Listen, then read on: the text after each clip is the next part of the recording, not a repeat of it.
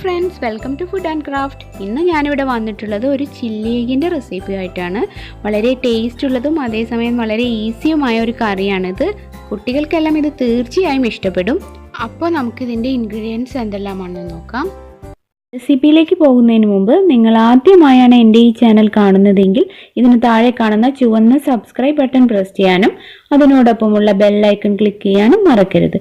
എങ്കിൽ മാത്രമേ എൻ്റെ എല്ലാ വീഡിയോസിൻ്റെയും നോട്ടിഫിക്കേഷൻസ് നിങ്ങൾക്ക് മൊബൈലിൽ ലഭിക്കുകയുള്ളൂ.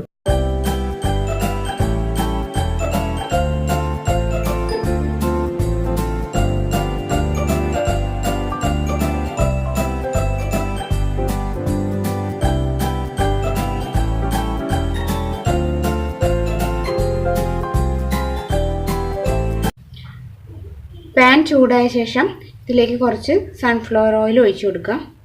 ഇതിലോട്ട് ഇനി പുഴുങ്ങി വെച്ചിരിക്കുന്ന എഗ്ഗ് നമുക്ക് ഇട്ട് കൊടുക്കാം. ഇനി ഇതിൻ്റെ പുറം ഭാഗം മാത്രം ഒന്ന് റോസ്റ്റ് ആവണ വരെ നമുക്ക് വെയിറ്റ് ചെയ്യാം. ഇതിനൊരു ലൈറ്റ് ബ്രൗൺ ഷെയ്ഡാണ് വരേണ്ടത്. മുട്ട പുഴുങ്ങിയെടുത്തപ്പോൾ ഞാനൊരു ടൂത്ത് പിക്ക് വെച്ച് 3-4 ഹോൾസ് ഓരോ മുട്ടയ്ക്കും ഇട്ട് കൊടുത്തിട്ടുണ്ടായിരുന്നു. അല്ലെങ്കിൽ ചിലപ്പോൾ ഇതുപോലെ ഫ്രൈ ചെയ്യുന്ന സമയത്ത് പൊട്ടിത്തെറിക്കാനായിട്ട് ചാൻസ് ഉണ്ട്. അത് ഒഴിവാക്കാനാണ് അങ്ങനെ ചെയ്തത്. ഇനി ഇത് തിരിച്ചിട്ട് കൊടുക്കുക. ചെറിയ തീയിൽ വേണം വയ്ക്കാനായിട്ട്.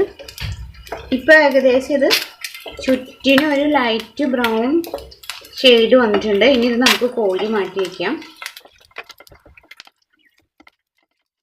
കണ്ടോ? ഇനി ഇതിലോട്ട് ചെറുതായി അരിഞ്ഞ് വെച്ചിട്ടുള്ള സവോള നമുക്ക് ഇട്ട് കൊടുക്കാം. ഒരു 2 മീഡിയം സൈസ് സവോളയാണ് ഞാനിവിടെ എടുത്തത്. ക്യൂബായി കട്ട് ചെയ്താണ്. ഇനി ഇതൊന്ന് വഴറ്റി കൊടുക്കണം. കുറച്ച് ഉപ്പിട്ട് കൊടുക്കാം.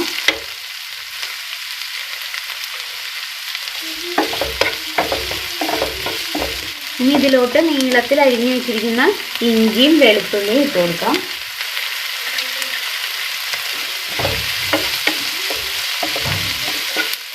പച്ചമുളക് ഇട്ട് കൊടുക്കാം.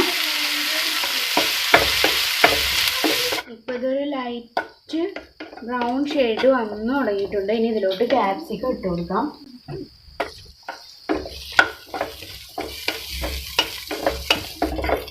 ക്യാപ്സിക്കം ചെറുതായൊന്ന് സോഫ്റ്റ് ആയി തുടങ്ങണം.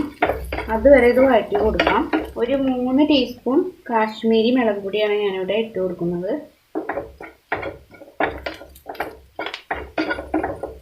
ഇനി ഇതിൻ്റെ ആ പച്ചമണം മാറുന്ന വരെ ഒന്ന് വഴറ്റി കൊടുക്കണം. ഇനി ഇതിലോട്ട് ലേശം ഉപ്പിട്ട് കൊടുക്കുക. ഇത് നന്നായി ഒന്ന് മൂത്ത് വന്നിട്ടുണ്ട്. ഇനി ഇതിലോട്ട് അരച്ച് വെച്ചിരിക്കുന്ന ടൊമാറ്റോ പേസ്റ്റ് ഒഴിച്ചു കൊടുക്കാം. ഞാനിവിടെ ഒരു 3 മീഡിയം സൈസ് തക്കാളിയാണ് അരച്ചെടുത്തിട്ടുള്ളത്.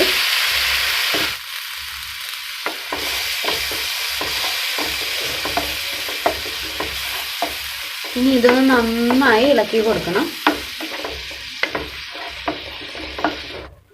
ഇനി ഇതിലോട്ടൊരു 2 ടേബിൾ സ്പൂൺ ടൊമാറ്റോ സോസ് ചേർത്ത് കൊടുക്കാം.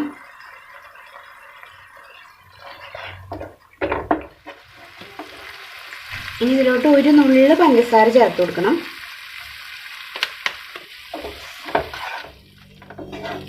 ഇനി നമുക്ക് ഇതിലോട്ട് നേരത്തെ റോസ്റ്റ് ചെയ്ത് വെച്ച മുട്ട ചേർത്ത് കൊടുക്കാം. ഇനി എല്ലാം കൂടെ നന്നായി ഒന്ന് മിക്സ് ചെയ്യാം.